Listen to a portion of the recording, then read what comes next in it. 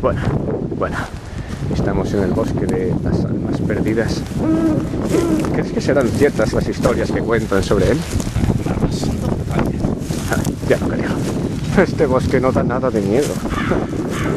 Cuentos de hadas. ¿Qué podría salir mal?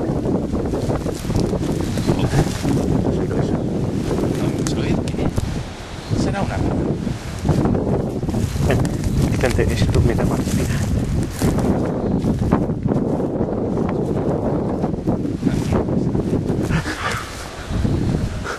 ¿Hay alguien ahí?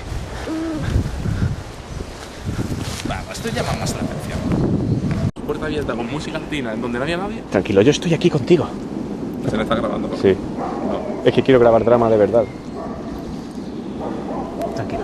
Sí, o sea, primero estoy hablando en plan. No pasa nada. Y de repente hay un coche con ese que. No, cojones. Tranquilo. Ni nadie. Venga. Prosigamos, tranquilo.